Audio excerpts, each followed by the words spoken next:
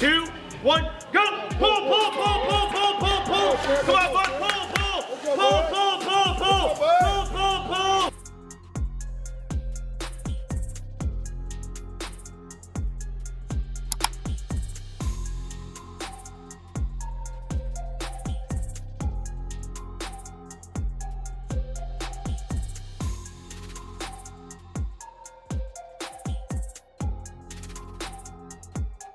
Just look at the new Terence "Bud" Crawford. This isn't the same slick welterweight who outclassed Errol Spence or blitzed Amir Khan. This is a different beast altogether.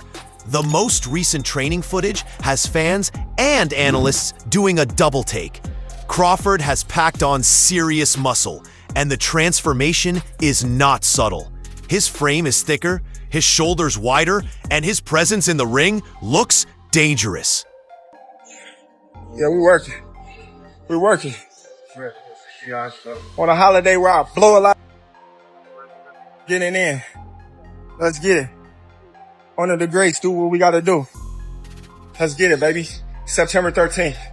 Here we come. What's even more shocking is how natural he looks at this new size. There's no sign of puffiness, no sluggish footwork, no hesitation in his movement. And that's where things get even more intriguing. Because while most believe Crawford is moving up 2 weight classes from 147 to 168, the reality is more extreme. He's only fought once at 154. In truth, he's leaping 3 full divisions to take on Canelo Alvarez, one of the most experienced, heaviest-hitting fighters of this generation. But behind the muscle mass and intimidation factor lies the real story. Come on! Yeah, get it! Yeah, get it! Yeah, get it! Yeah, get it! Yeah, get it! Yeah, get it! Get it! Yeah, move out the way! Yeah, move out the way! Yeah, move out the way! Yeah, move out the way! Yeah! Will this added size translate to strength and stamina over 12 grueling rounds? Will his speed and reflexes survive the weight gain? Or will carrying extra muscle slow him down just when it matters most? And on the other side, the whispers are getting louder. After 7 fighters connected to Canelo's camp have tested positive for performance-enhancing drugs, including Canelo himself, many fans are asking a new question. Is this fight even being fought on a level playing field? What you got? Yeah! What you got? Yeah! What you got? Yeah! What you got? Yeah! What you got? Yeah! What you got? Yeah! Most recent footage released from training camp shows a completely transformed Terence Crawford. In clips circulating online, he's seen blasting heavy bags, throwing lightning-quick combinations, and moving with purpose. But what has fans stunned isn't just the sharpness, it's the size. Crawford looks physically imposing, with more definition in his arms and a noticeably bulkier torso. For someone long seen as lean and wiry at 147, this version of Crawford looks like he belongs at 168.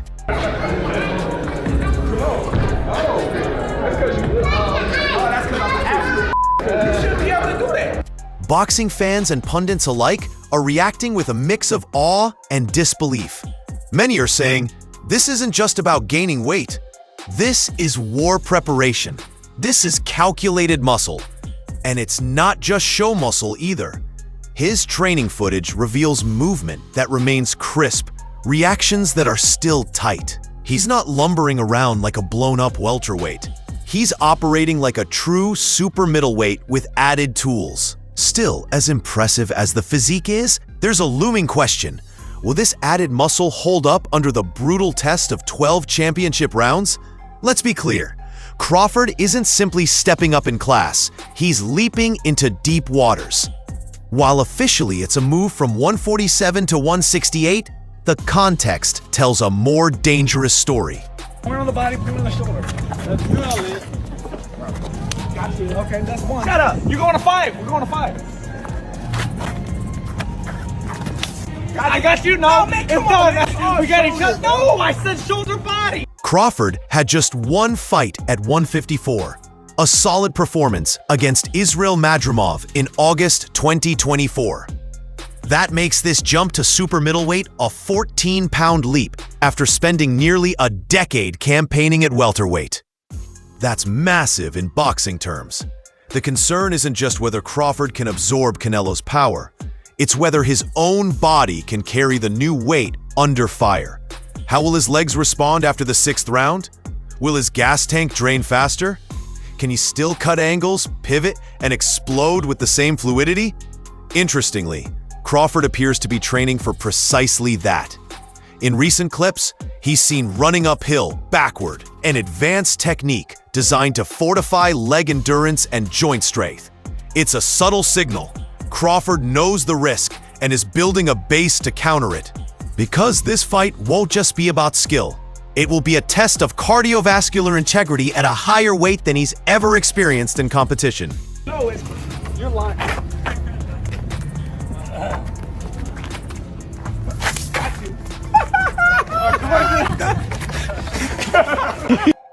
Another factor that makes this moment even more historic and risky is Crawford's age. When the bell rings on September 13th, Terence Crawford will be 37 years old. Just 2 weeks later, he turns 38.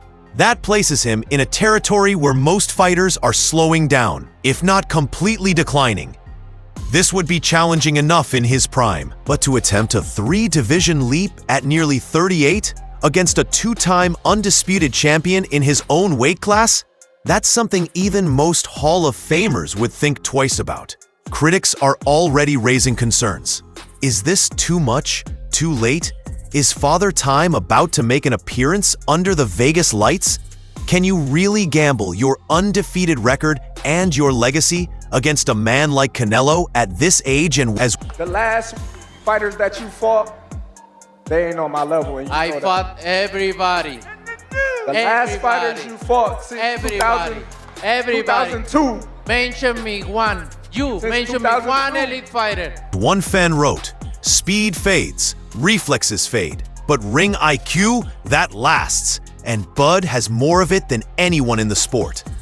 What should be a celebration of elite boxing has been overshadowed by a controversy that simply refuses to go away: performance-enhancing drugs in Canelo's camp. To date, 7 fighters tied to Eddie Reynoso's training circle have tested positive for banned substances. The names include Canelo Alvarez himself, clenbuterol, Ryan Garcia, Oscar Valdez, Luis Neri, Jaime Munguia, and most recently, Francisco Rodriguez, who sported Canelo's logo on his trunks in his last fight. This has led to an eruption of fan backlash, with many labeling them the pound-for-pound juice crew. I don't know what the he was doing, you know. I heard that that's never happened to him until he got with Reynoso's group, you know what I'm saying? So maybe they are doing that they're not supposed to be doing, you know what I'm saying? Maybe they didn't clean him out at the right time and he got caught up, you know? So, you know, I guess I'll just wait for him too. I just got to focus on July 12th. You know, after that, anything can go. The criticism isn't just about failed tests, it's about patterns. Over and over again, Reynoso's fighters test positive after marquee wins, only for the controversy to erupt after the results are in. Boxing insiders are demanding more than just testing. They want same-day results, Olympic-level standards, and full transparency. Because in boxing, PED use isn't just cheating, it's potentially life-threatening. You're not shaving a tenth of a second off a sprint. You're adding extra power to punches aimed at someone's skull. And that's why fans are beginning to ask the most important question of all. If Terence Crawford is making the biggest risk of his life, physically, financially, and reputationally, why isn't the other side being held to the same standard? Yeah, it's shocking. It's just shocking. I can't really comment on it, but yeah, it's pretty shocking. My perspective is, who's their trainer? I mean, if there's 4 fighters who are testing positive for whatever drug, well, who's the trainer? For a fight of this magnitude, 2 undisputed champions, legacies on the line, and tens of millions at stake, fans are asking a simple but critical question. Where's the real accountability? Despite the long list of failed drug tests tied to Canelo's camp, including his own, there's been no uniform, mandatory, year-round Olympic-style drug testing implemented across the sport. The Voluntary Anti-Doping Association, VADA, is respected, but its delays in result reporting have led to a disturbing pattern. Fighters testing positive after the fight has already happened. By the time a dirty test is confirmed, the damage is already done. Fighters walk away with wins, belts, bonuses, and no meaningful punishment. Their opponents, clean or not, leave with permanent damage and a career shifted forever. Fans and boxing insiders are furious. As one put it bluntly, you can't catch the criminal after the crime and pretend it never happened. This isn't a race. This is about two people punching each other in the head. If someone's juiced, they're not just cheating, they're endangering lives. And in the case of this fight, with Terence Crawford jumping 3 divisions at nearly 38 years old, against a man whose camp has seen 7 failed tests, the demand for transparency has never been louder. Just one. You. Oh, me. Look, It's gonna you. be me. I don't And care you about will- nobody else. And you will see that. You. So when I beat you, is you gonna be a nobody? When I stuff a mud hole in your ass, is you gonna be a nobody? Beyond the drug testing debate, more red flags have emerged, and they're coming directly from Team Canelo. Reports have surfaced that Canelo's camp requested a smaller ring size for the upcoming showdown. While not illegal, this move has raised eyebrows across the boxing community. Why does this matter? Because a smaller ring favors the pressure fighter, the one looking to cut off space, push the pace, and corner their opponent.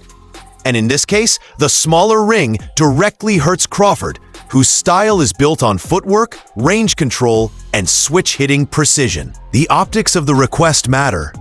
On one side, you have Crawford refusing all concessions. No catch weight, no rehydration clause, no tune-ups, no excuses. On the other side, you have the more experienced, more established super middleweight looking to tighten the playing field. So, the question fans are starting to ask is simple but biting. Who really believes in themselves more? The guy making demands or the guy accepting every challenge head-on? Interestingly, Canelo himself has publicly said, "This is the biggest fight of my career." That alone tells you something. This isn't just about another payday. It's about protecting a legacy or salvaging it. Because a loss to an older, smaller man could haunt Canelo for the rest of his career, especially if that man's doing it clean. Who do you like in Canelo versus Crawford? Well, I'm a giant Crawford fan because I think he's the best switch hitter since Marvin Hagler. I'm a giant Crawford fan because I called his coming out fight against Bradis Prescott. Joe Rogan, one of the most influential voices in combat sports, weighed in on the matchup during his podcast, JRE 2346, and what he said is sparking serious conversations. Rogan didn't hesitate in expressing his respect and concern for both fighters. He started with Crawford. I think Terence Crawford is the best switch hitter we've seen since Marvin Hagler. He's special. He's surgical. He fights like a computer that's been programmed to solve puzzles in real time. I also think he's one of those guys that if you tell him he can't do something, he wants to show you and shock the world. 1,000%. Absolutely right. I also think Canelo is slowing down, and Canelo is more of a one-punch fighter now than the combination fighter he was when he was younger. And came the warning about Canelo. I think Canelo is slowing down. He used to be a brilliant combination puncher. Now he's more of a one-shot sniper. Still dangerous, but not the same. But Rogan's biggest concern came down to size. I just hope Crawford's big enough to keep Canelo off him. Because if he can't, that's going to be a long, painful night. It's the same question that every fan is quietly asking, even the ones backing Bud. As if the stakes weren't already enormous. Performance bonus that night is going to be over 6 figures. We're still talking about it. So, yeah, it's going to be a big number. Whoever wins the performance bonus of the night that night. Saudi co-promoter Turki Al-Sheikh has added a wild twist to the fight night narrative. A $6 million performance bonus. Here's the breakdown. $1 million for the winner, just for getting their hand raised. $5 million extra if that win comes by knockout. This changes everything. This isn't a fight where both guys are just trying to edge out rounds and survive. This is a dangerous incentive structure that encourages violence and rewards it. And when you're talking about two elite finishers, Canelo with 39 knockouts, Crawford with 31, you know they won't hesitate. Add in the massive Vegas spotlight, the pressure of Allegiant Stadium, and global media attention, and we're looking at a potential firefight with more than just pride on the line. Everybody else been saying, since I moved to 147, I ain't fought nobody. Every last one of them. Stump a mud hole in their ass and he gonna be next. Watch. This is about legacy, belts, history, and an extra $6 million. Terence Crawford looks ready, not just physically, but mentally. He's bulked up in ways we've never seen before. He's moving with power and purpose. The training camp is intense. The game plan seems locked in, and his mindset is laser-focused. But with all of that preparation, all of that transformation, there are still questions hanging in the air like smoke after a first-round exchange. Will his 38-year-old body hold up at this new weight? Will his muscle mass translate to performance or fatigue?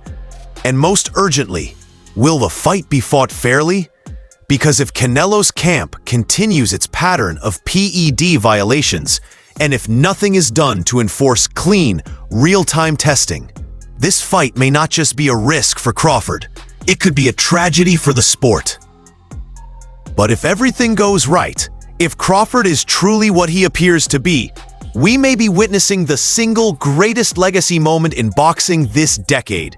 The smaller man, the older man, moving up 3 divisions into enemy territory against the odds and possibly walking out undisputed. Again.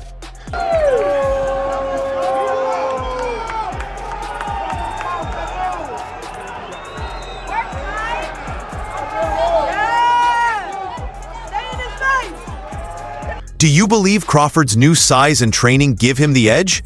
Or will Canelo's power, experience, and controversy overwhelm him? Drop your predictions in the comments.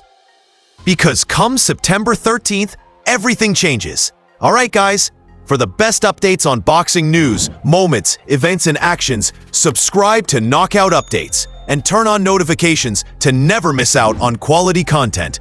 And check out our other videos. Until next time, peace out.